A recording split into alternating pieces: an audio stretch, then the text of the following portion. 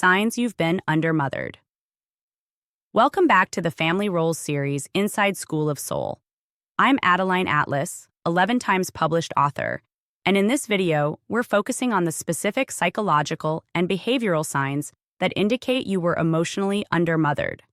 Not abused in an overt way, but left unseen, unmet, and unsupported during key stages of your development.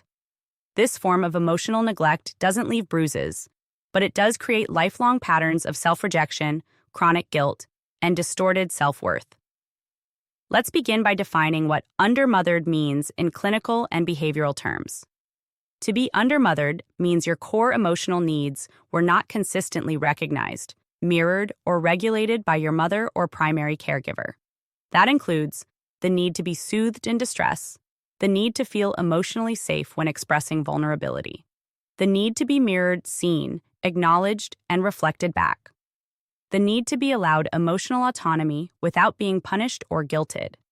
If these basic conditions were not met, your nervous system did not get a stable template for emotional self-regulation, self-compassion, or identity development. Children adapt quickly, and in emotionally barren environments, they do one of two things: they shrink or they perform. Either way, they learn that their authentic emotional world is not welcome. Let's go through the 6 primary signs that indicate you are undermothered, and how each one reveals itself in adulthood. 1. Minimizing your own pain and suppressing needs. The first and most common indicator is your default tendency to downplay what happened to you. You tell yourself it wasn't that bad, could have been worse, or other people had it harder. This reflex is not humility, it's a survival adaptation. Children in emotionally neglectful homes quickly learn that their pain is inconvenient or irrelevant. If expressing sadness, fear, or frustration resulted in dismissal, punishment, or discomfort for your caregiver, you likely internalize the message, "Don't feel that. Don't show that." Over time, this becomes chronic emotional suppression. As an adult, you may struggle to identify your own feelings, apologize for having needs, avoid asking for help, distrust your own emotional reactions. This isn't a personality trait, it's emotional conditioning. When no one made room for your internal world, you learn to deny it altogether. 2. Striving for perfection and internalizing failure. Another hallmark of the undermothered child is relentless self-performance. This shows up as perfectionism, hyperachievement, and the inability to rest without guilt. Why does this happen? Because in environments where love is conditional, children learn to perform for safety. If approval only came when you were compliant, successful, or helpful, then performing became a survival strategy. You began to equate worth with performance, not just academically, but emotionally. You believed, if I'm impressive enough, maybe I'll be loved. Maybe I'll be seen. This belief system doesn't fade with age, it grows. As an adult, it manifests as chronic burnout, fear of failure, harsh inner dialogue, high-functioning anxiety, inability to celebrate wins without shame or pressure to do more. Perfectionism is not a mindset issue. It's a developmental trauma pattern rooted in unmet needs for unconditional acceptance. 3. Feeling responsible for your mother's emotions. Children naturally seek emotional attunement from their caregivers. When a mother is emotionally inconsistent, depressed, anxious, or enmeshed, the child often feels obligated to regulate her emotional state. This is parentification in an emotional form. You were placed in a position of emotional caretaker before you were developmentally capable. You may have absorbed her pain, tried to make her feel better, avoided upsetting her, or changed your behavior to prevent her distress. This blurs boundaries and creates a long-term confusion between love and responsibility. As an adult, this shows up as emotional codependency, guilt for saying no, difficulty setting boundaries without panic, attracting partners or friends who require caretaking, feeling selfish when you prioritize your own needs. You're not just empathic. You were trained to monitor and manage other people's emotions at your own expense. 4. Self-criticism as a replacement for nurturing. In an ideal developmental environment, a mother's voice becomes the foundation of a child's internal voice. If that voice was cold, critical, or absent, What replaces it is not self-love, it's self-surveillance. You may have developed an internal critic as a form of control. If I punish myself first, maybe no one else will. This is an internalization of the neglect itself. Because no one soothed you, you learn to self-police instead of self-soothe. This creates an internal environment where self-talk is harsh, judgmental, or dismissive.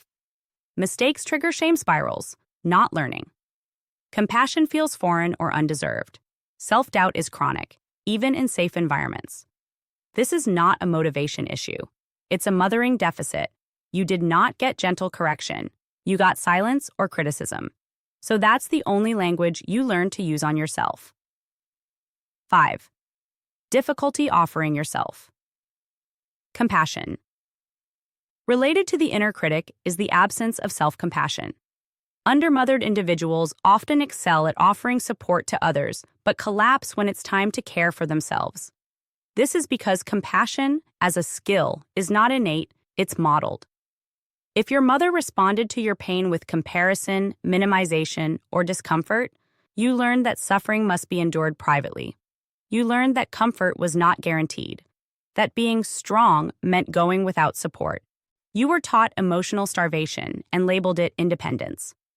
In adulthood, this shows up as refusing help, even when needed, feeling unworthy of care or rest, believing your struggles are signs of weakness, pushing through illness, fatigue, or burnout without pause.